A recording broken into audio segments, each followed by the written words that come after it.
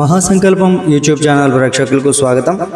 ఈరోజు మన ఛానల్లో చెప్పుకోబోయేటువంటి నీతి కథ చిలుక యొక్క సాక్ష్యం. పార్వతీపురంలో రామయ్య, శివయ్య అనే ఇద్దరు మంచి స్నేహితులు ఉండేవారు. రామయ్యకు దానిమ్మ తోట, శివయ్యకు బత్తాయి తోట పక్కపక్కనే ఉండేవి. అదే ఊరిలో నివసించే భూషయ్యకు వీళ్ళంటే అసూయ. ఎప్పుడూ వాళ్ళ మధ్య గొడవలు పెట్టాలనుకునేవాడు.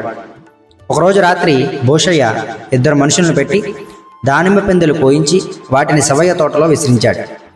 ఈ విషయం తెలిసిన రామయ్య, శివయ్య ఏమీ మాట్లాడకుండా మౌనంగా ఉన్నారు. వారం రోజుల తర్వాత మళ్ళీ భూషయ్య బత్తాయి పిందెలు కోయించి వాటిని రామయ్య తోటలో వేయించాడు. ఈసారి మాత్రం వాళ్ళు గ్రామాధికారికి ఫిర్యాదు చేశారు.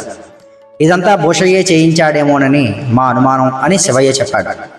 గ్రామాధికారి భూషయ్యను పిలిపించి విషయం అడిగాడు. నాకు దీనితో ఎలాంటి సంబంధం లేదు, నన్ను నిందించడానికి మీ దగ్గర ఏదైనా సాక్ష్యం ఉందా అని భూషయ్య ధైర్యంగా అంటూ ఉన్నాడు. అప్పుడు రామయ్య సీత అంటూ పిలిచాడు. వెంటనే అతడి భుజం మీదకు ఒక రామచిలుక వచ్చి వాలింది. నిన్న రాత్రి ఏం జరిగిందో చెప్పు అన్నాడు రామయ్య. చిలుక స్పష్టంగా ఇలా చెప్పింది.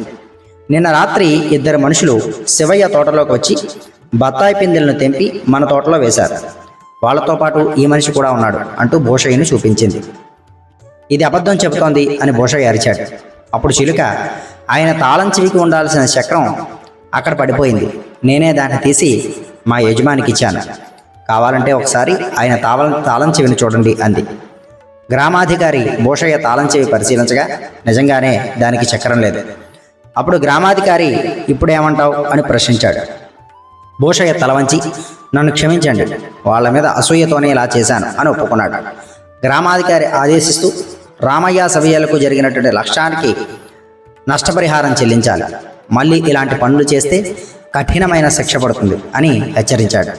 అక్కడి నుంచి వెళ్తూ భూషయ్య లోపల నా పనేదో నేనే చూసుకుని ఉంటే బాగుండేది, అనవసరంగా ఇప్పుడు డబ్బు, పరువు రెండూ పోయాయి, వాళ్ళని విడదీయాలనుకుని నేనే ఇబ్బందుల్లో పడ్డాను అని అనుకుంటూ వెళ్ళిపోయాడు.